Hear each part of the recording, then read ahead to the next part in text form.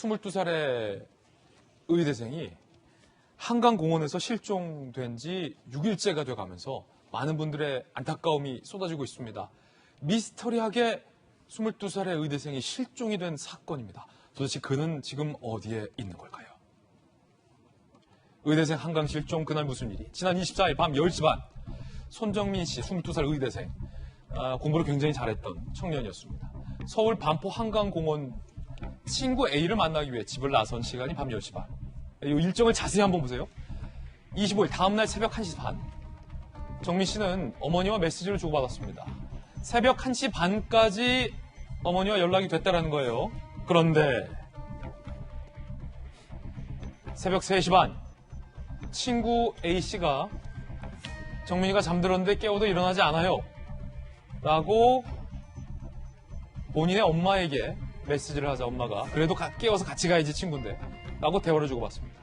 그런데 새벽 4시 반 친구는 안타깝게도 혼자 귀가를 했다는 겁니다. 친구의 주장입니다. 혼자 귀가를 했다. 현재까지 정민 씨가 실종된 지는 6일째입니다. 그날의 마지막 행적 CCTV 저희가 입수했습니다.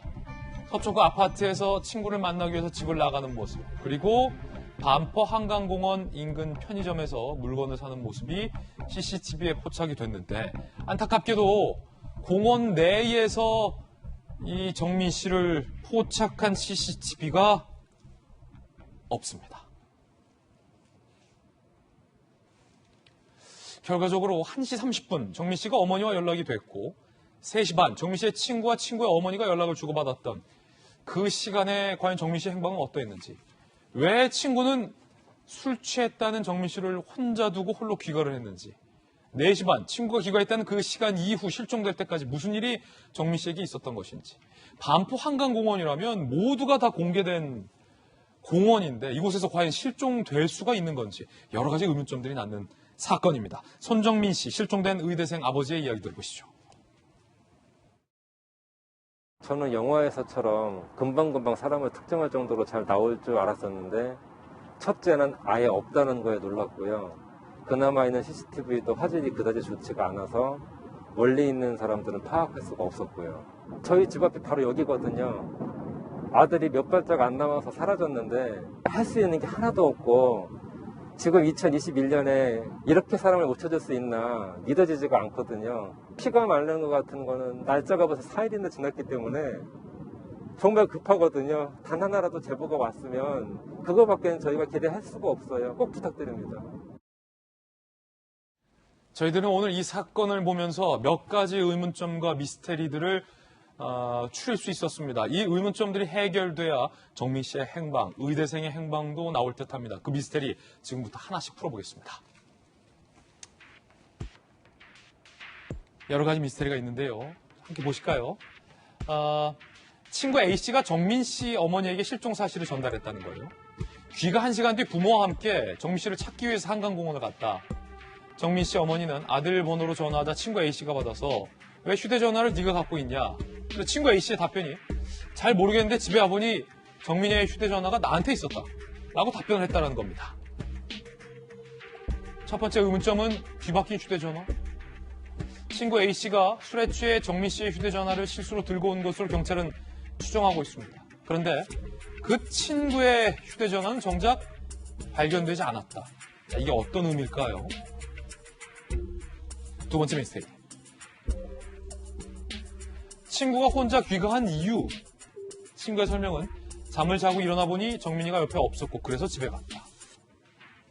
A씨가 새벽 4시 반쯤 반포 나들목 CCTV에 혼자 나오는 장면이 포착됐다. 친구의 말이 사실이라면 4시 반 그리고 3시 반 자기 어머니와 통화한 그 1시간 사이에 정민 씨가 없어졌다는 얘기인데, 자, 미스테리입니다. 세 번째 미스테리. 아들의 휴대전화. 새벽 2시쯤 촬영한 동영상이 담겨있다. 정민이와 친구가 술 마시고 노래 부르는 장면이라는데 이게 마지막 기록이다라는 거. 정혁진 변호사님. 네. 여러 가지 사건에 대해서 재판과 변호를 맡아보셨을 텐데 경찰은 지금 여러 가지 의미로 이 사건의 성격을 보고 있는 것으로 보입니다. 이 단순 실종 사건이냐부터 실종의 가능성은 없는 것이냐부터 여러 가지 범죄 가능성까지 경찰은 다각도로 보고 있는 것 같은데 지금 저희들이 제시한 이 의문점들, 왜 친구는 혼자 귀가했고 실종 의대상의 휴대전화를 갖고 있었고 친구의 말에 따르더라도 1시간 사이에 실종될 수 있을까라는 의문점들 조합해봤을 때 어떻게 생각하십니까? 뭐 핸드폰을 서로 착각해가지고 가지고 갈 수는 있을 것 같아요. 그 다음에 이제 정민이가 자기 핸드폰인 줄 알고 친구 핸드폰을 들고 갔고 그 친구가 정민이 핸드폰을 자기 핸드폰인 줄 알고 가지고 갔을 수도 있고 그 다음에 한강시민공원 뭐 대부분 많은 분들이 갔다 오셨을 거라고 생각을 하고 저도 대학 다니고 어렸을 때 한강 가가지고 술 마시고 꾸벅꾸벅 졸기도 하고 그랬기 때문에 뭐 그게 이렇게 일반적으로 이례적인 것은 아니다 그런 생각은 들고 그렇죠. 그다음 또 한강이 홍수 때는 범람하고 그렇기 때문에 거기에다가 또 그 넓은 지역에다가 CCTV를 일일이 다 설치하는 것도 어려운 점이다라고 생각할 수는 있는데 그런데 지금 앵커께서 말씀하신 것처럼 조금 이상하다라고 생각하는 게 제가 시간순을 쭉 봤더니 3시 반에 그 친구가 자기 어머니, 정민이 어머니가 아니고 자기 어머니한테 전화를 했단 말이에요.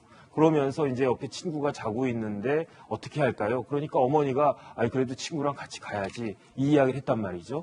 그런데 그 다음에 4시 반에 그 친구가 혼자 귀가하는 게 CCTV에 찍혔는데 그렇죠. 그 친구 이야기는 뭐냐면은 자기도 그 3시 반에 전화를 했으니까 그 이후에 깜빡 졸았다라고 밖에는 볼 수가 없고 그런데 눈을 딱 떠봤더니 정민이가 없더라. 없는 친구 어떻게 같이 가느냐. 그러니까 혼자 간 것이다.